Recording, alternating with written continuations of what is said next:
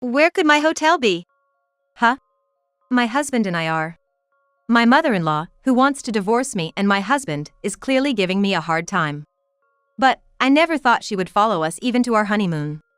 Plus, my mother-in-law has my husband on her side. She not only gets him to protect her from me, who usually warns him about her bullying, but she also gets us to buy her various things with our money and treat her to delicious meals. So, for this trip as well, it seems like she is relying on our money, bringing very little cash with her. However, the truth is that my husband is no longer on my mother-in-law's side. Now it's my turn to get my husband on my side and fight back against my mother-in-law. She is going to pay for messing up my married life. I met my husband, John, through a mutual friend. He is 6 years older than me, and I fell in love with his mature charm. He seemed interested in me as well, and we naturally started dating. 3 years later, having been in a relationship for a decent amount of time, and as I was 29, about to enter my 30s, we got married and started our happy married life. However, since both of us work and are at an age where we are given a considerable amount of responsibility at our jobs, it's been hard to find the right time to take a long vacation. Our honeymoon has been postponed. I am eager to go on our honeymoon, but waiting for the right time to go on a honeymoon trip, excitedly with my husband, is also fun. We should go on our honeymoon soon. Yeah, let's gather lots of information about the destination now, so we can really enjoy it later. We've decided to go to Cebu Island in the Philippines for our honeymoon, and we've been collecting information from brochures and the internet.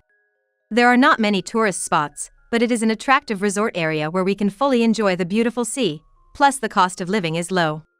Also, although the official language of the Philippines is Tagalog, English is generally understood. So we shouldn't have any language problems during the trip. Everything seems to be going smoothly with my married life and the upcoming honeymoon, but there is one thing that worries me. It is the presence of my mother-in-law. My mother-in-law, Susan, is 62 years old, and she got divorced when my husband was in elementary school. It seems like my husband is grateful to his mother for raising him, and he has been sending her money every month since he started working. After starting to receive the money from my husband, Susan quit her full-time job and switched to a part-time job. She was working and receiving child support from her ex-husband before my husband started working, so it seems she didn't have any financial troubles. Even after the divorce, my husband was able to regularly meet his father, Steve, so he didn't feel much loneliness from not having a father around. I also met my father-in-law before getting married and talked to him. This guy doesn't think for himself and easily gets swayed by others, so I hope you can steer him in the right direction. My father-in-law gave me a very sincere and caring impression. I didn't ask in detail, but I assumed that my in-laws went through a lot before they got divorced. Even if it was an amicable divorce, it must have been tough for a woman to raise a child alone. I think Susan is admirable as a woman. However, Susan became an overprotective mother because she raised her son with so much care. What time is John coming home today? I don't know. I think he should be home soon. You know, you should keep track of your husband's return time. Saying that, Susan sent a message to my husband asking him when he would be home. Right after we started our married life, Susan began coming to our house every Friday evening and staying until Sunday.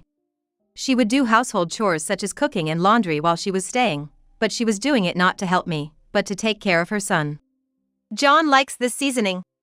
John's clothes should be folded this way and arranged in this order, or he seems to have trouble using them. Honestly, I wish she wouldn't disturb our time as a newlywed couple and our weekends.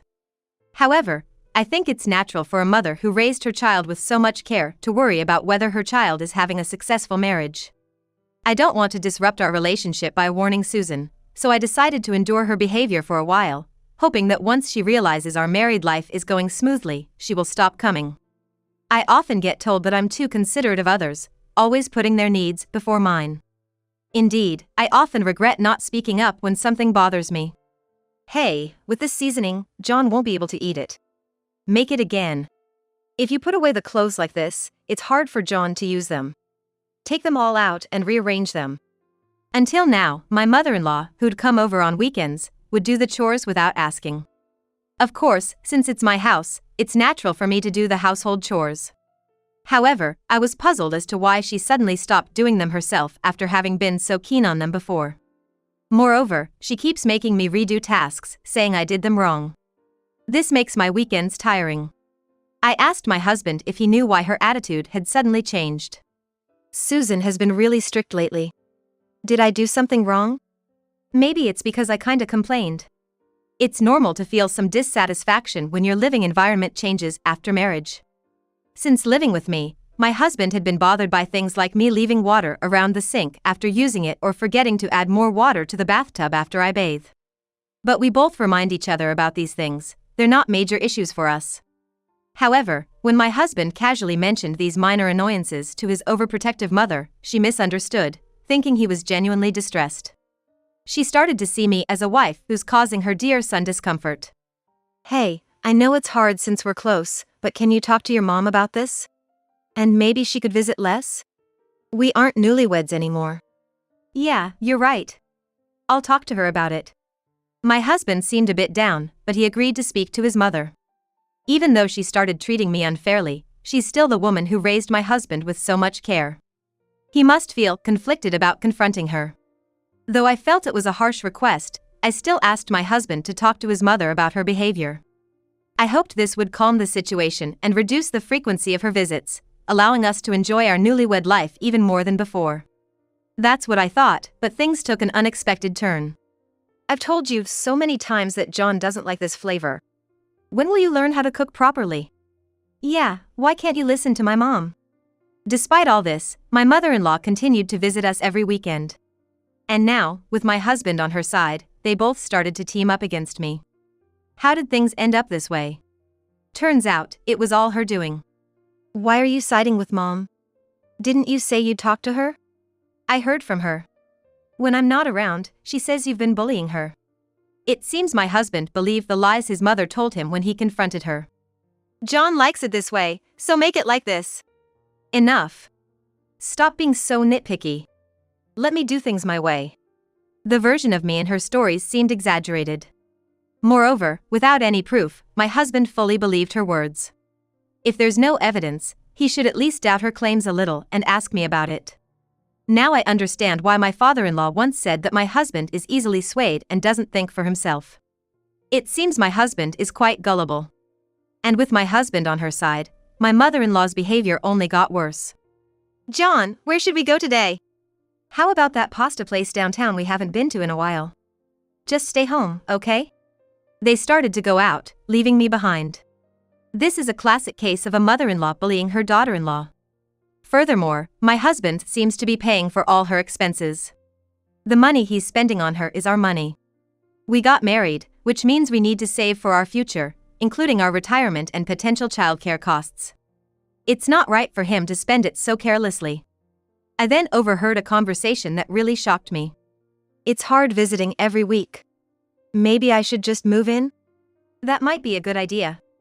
We both work, so it'd be helpful if you were around, Mom. While I wanted to spend more time with my husband, now I'm faced with the possibility of living with my mother-in-law. Especially under these strange circumstances. This is ridiculous. Not to mention she lied to my dear husband, causing a rift between us. I decided to confront her directly. When my husband was present, he would take his mother's side, becoming an adversary to me. Moreover, his mother wouldn't speak her true feelings if he was around. Therefore, I seized the opportunity to talk to her when my husband was in the bath and she was alone. Susan, you lied to John, saying I bullied you. That's really low. John completely believes you. So what? It's your fault for causing problems so early in your marriage. I think John would be better off without a wife like you. I only lied for John's sake. There are necessary lies in the world, you know. My mother-in-law seems to have no intention of changing her attitude, even when I point things out to her.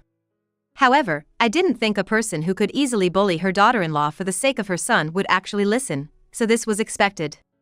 The purpose of my warning this time was not to make her change her attitude, but to get her to speak her true feelings. I recorded the moment she admitted to lying with a smartphone app, and played the audio for my husband. I'm sorry. You were right all along. As long as you understand. I don't want to say this, but you are too soft on your mom. I want you to reconsider how you interact with her. I understand. I'm likely to be lenient again if I'm left to my own devices, so will you help me think about how to interact with my mom from now on? I lost my husband to my mother-in-law, but I wasn't feeling rushed. I believed that I could win him back at any time. Since my husband doesn't think for himself and is easily swayed by others, I was confident that if I provided evidence that my mother-in-law was lying and persuaded him, he would take my side. Sure enough, he admitted his mistake right away. Being gullible means he is pure and honest, so I don't want him to change his current personality. Being able to admit his faults and reflect like an adult is rather a strength. I didn't persuade my husband right away because I didn't want to worsen the relationship between him and his mother if possible. Therefore, I put up with a bit of bullying, but I can't stay silent and endure things like using our money or living with my mother-in-law. So, I gave up on maintaining the relationship between my husband and his mother and decided to persuade my husband. As a result of discussing how to interact with my mother-in-law from now on with my husband, we decided to put off living together and to ask her not to come to our house. However, I find it hard to believe that my overprotective mother-in-law, who is ready to interfere, will readily agree to our wishes. Therefore, we racked our brains on how to persuade my mother-in-law. Furthermore, my husband dropped a bombshell. Oh no. My mom was planning to come on our honeymoon. What? Did you tell her the destination and the dates? She's probably planning to make us pay for her, isn't she? She said she would pay for her own flight and hotel. But she didn't say anything else, so I think she's planning to have us pay for everything else at the destination. We were finally seeing a light at the end of the tunnel for our postponed honeymoon. To think she'd follow us even to our much-anticipated honeymoon, how overprotective can a parent get? But there's opportunity in crisis. Let's use this honeymoon to our advantage then. My husband and I decided to devise a plan to change my mother-in-law's attitude. Mom, actually, we've been thinking, and we'd prefer it if you didn't come on our honeymoon. Why all of a sudden? Don't worry, I won't get in John's way. I'm not going on John's honeymoon, I just happen to be traveling to the same place, so let's hang out from time to time. Besides, I'm worried sick about leaving him alone with that stupid wife for so many days overseas. I see. So, you're planning to enjoy a solo trip for the most part. It's reassuring to think that you'll be nearby, even if we're not together all the time. I feel uneasy being alone with that stupid wife. That's right. I'll take care of my hotel and flight by myself, so just take care of things at the destination, okay? We had my husband check if my mother-in-law was seriously considering coming on our honeymoon, and as expected, she was indeed planning to come. Since we're planning to do things together locally, it seems like we're relying on our money at the travel destination, just like my husband said. Moreover, it seemed like she had no intention of listening even when my husband told her he didn't want her to come. Although it would have been better if she had backed off when my husband told her not to come, it seems like she didn't realize that she had lost her chance to gracefully exit the situation. Afterwards, we were finally able to go on our long-awaited honeymoon. On the island of Cebu in the Philippines, we thoroughly enjoyed our trip, shopping, playing at the beautiful beaches, eating local cuisine, and more. Then, it seemed like my mother-in-law had also arrived, and she called my husband. Hello. I've arrived at the airport. Should we meet up for now? Where are you? My husband told her to stay put at the airport, and we decided to go to the airport to meet her. This is my first time in the Philippines. There are really beautiful beaches here, right? Let's go. I'm sorry, Susan. We've already been to the beach. What? Going ahead without me, how inconsiderate. You really are a dumb daughter-in-law. Well, Mom, you are on a solo trip, so it's not like you have to do everything with us, right? I'll write down the directions for you, so why don't you go? Unlike that dumb daughter-in-law, John knows what's up. You're wasted on her. I've heard a lot of stories about people getting divorced after their honeymoon. I hope that happens to you. Even abroad, she's spewing venom at me, which is really unpleasant. However, since she's going to have a hard time from now on, I'll let this slide. Well, I'm going to go to the beach. Excited, my mother-in-law left the airport after getting directions to the beach from my husband, and we waved goodbye to her. 5 hours later, she called my husband again. I wanted to give her a taste of her own medicine, so I answered the phone instead of my husband. Hello? Where is my hotel? We're staying at the same hotel, right? I got lost. Huh? My husband and I have already returned to our country. We just got home a little while ago. What? What do you mean? Aren't you in the middle of your honeymoon? Since she called using a messaging app, it connected to my husband's phone without any special settings, and she didn't seem to fully grasp the situation, so I explained it to her in detail. Yes. But today was the last day, so after seeing you off at the airport, we just got on a plane. Before my husband was on my side, he had already told my mother-in-law the honeymoon schedule and hotel details. Therefore, we changed our honeymoon dates so that we would return to our country on the day she arrived. We arranged the trip ourselves instead of going on a tour. So, it was a hassle but not difficult to adjust our schedule. What? What am I supposed to do here all alone? You're on a solo trip, aren't you? Being alone is to be expected. We even had a short interaction, so it's good that we fulfilled the promise to do something together with my husband, right? That's right. Where's John? John, come help me. Even though I was still on the phone, she was calling out for my husband. She must be really panicking. I wanted to listen to her panicking voice a bit more, but since she wanted to talk to my husband, I handed him the phone. Mom, don't you know where the hotel is? I'll teach you how to use the map app. John, why did you go back? You were forced to go back by that dumb daughter-in-law, weren't you? No, that's not it. Remember I told you not to come to our honeymoon? You didn't listen when I asked you not to come, so we changed our schedule. What?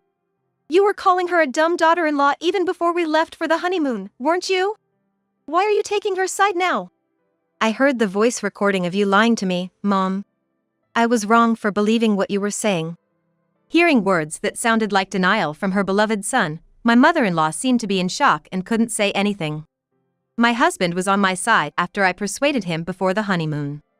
But I couldn't let on that we had changed our honeymoon plans, so I asked my husband to continue pretending to be on my mother-in-law's side. Even though it was all an act, it seemed to hurt him to call me a stupid wife, and he always apologized to me after my mother-in-law left, saying she would be back after the weekend. He's such a genuine person, apologizing even though I tell him it's okay since it's all an act. There was silence for a while, so perhaps thinking there was nothing more to say, my husband hung up. Later, my mother-in-law managed to get to her hotel using her map app and sent a message to my husband. He didn't reply, but she sent messages every now and then, so we were able to keep track of her situation in the Philippines. She was counting on our money, so she had very little cash, which apparently resulted in her staying in her hotel room for 5 days. 5 days after we left my mother-in-law in the Philippines, she arrived at our house in a furious state, luggage from her trip in tow. What the hell is wrong with you two? Do you have any idea what I've been through? She shouted the moment she entered. It was ridiculous. She was the one who had tried to mess up our honeymoon. How could she play the victim? We told you not to come on our honeymoon, but you wouldn't listen. We had no choice but to change our plans. John responded. That's right. And besides, isn't it strange to follow us on our honeymoon in the first place? At that, my mother-in-law glared at me. Even though she pretended to be on my side, she didn't want to be harsh with her son, so it seemed she was planning to direct all her anger at me. For John's sake, this stupid wife who can't even learn to do housework properly is the problem. Just divorce her already. If you won't divorce her, maybe I should kill her myself. If she's gone, John can find a new wife. With that, she shoved me. I was pushed with such force that I couldn't brace myself in time and fell, hitting my back and the back of my head on the floor. Mom, that's way out of line. It was just a little push. She's just making a big deal out of it, she retorted. My husband was furious that his mother had resorted to violence against me. To think that he would stand up for me like that. I'm okay, really. I reassured him, getting up quickly. Seeing that I was all right, my husband threw my mother-in-law out of the house. Just leave for today. I'll get in touch later. After she left, my husband and I exchanged troubled glances. We had actually anticipated that my mother-in-law might come straight to our house to scold me upon her return. So, we had secretly recorded our confrontation with her using a tablet we hid near the entrance. We wanted to capture her threatening me on camera. Our plan was to use the footage to warn her that her threats constituted a crime. And we could report her to the police. We hoped this would make her reflect on her actions and perhaps lead her to reduce the frequency of her visits to our house. Even if we didn't actually intend to go to the police unless absolutely necessary, and we were aware that the police might not take our case seriously. However, now that she had resorted to violence, and we had that on video too, We were contemplating whether we should actually go to the police. While we didn't want to escalate things to that extent, even considering she tried to sabotage our honeymoon, we couldn't just do nothing after she attacked me. This left us in quite a predicament. After a long silence, my husband started making a phone call. Dad, actually, you know. The husband called his father-in-law to consult with him. As the husband nodded in agreement during the conversation, he eventually hung up the phone. You called your father, didn't you? What did he say? He said, "Don't hold back just because she's your mother. A crime is a crime, and if you don't instill a sense of guilt for doing something wrong, there won't be any reflection." After hearing that from Dad, I realized he was right. It's a thoughtful perspective, typical of a sincere father-in-law. Additionally, the husband is indeed easily swayed by others. This time too, it seems like he's readily accepted his father-in-law's opinion. However, being influenced by others isn't always a bad thing. If you receive sound advice from someone like the father-in-law, it can guide you in the right direction. Even if you get negatively influenced, like by the mother-in-law, acknowledging your mistakes candidly can lead to growth. Since my husband can do that, I really like his personality. Let's go submit this footage to the police. Has the husband grown from the series of events, from being lied to by the mother-in-law, receiving sound advice from the father-in-law, and now this? His expression seemed a bit more resilient than before. My husband and I went to the police to submit the footage where I was being assaulted by the mother-in-law. The mother-in-law was asked to voluntarily accompany them to the police station for questioning. Given that it was a family dispute, it ended with a stern warning this time, but she was severely reprimanded, being told that her actions could have led to charges of assault and threatening. Getting scolded by the police made the mother-in-law behave and stop coming to our house. Moreover, through this incident, the husband has grown a bit tougher, dealing with lies from the mother-in-law, my getting angry after being assaulted, receiving advice from the father-in-law, and so on. It seems like he has discarded the notion of holding back just because the other party is his mother, and now speaks up when necessary, even to his mother. He seems quite angry that his mother assaulted me, and he's been keeping her at arm's length, telling her not to come to our house unless necessary and not to contact us. This is also one of the reasons she stopped coming. For the mother-in-law, who is overprotective and adores her son, being pushed away by him must be the hardest thing. Moreover, the husband has stopped sending her money, which he had been doing consistently. It seems like the mother-in-law was planning to live off our money by moving in with us, and had even quit her part-time job in anticipation. This has gone beyond overprotection, it's dependency. At 62, it seems to be quite difficult for her to find a new job, and she's desperately searching for work. Now that the mother-in-law has stopped coming over, we, as a couple, have finally been able to start a peaceful newlywed life together. Spending time just the two of us is blissful.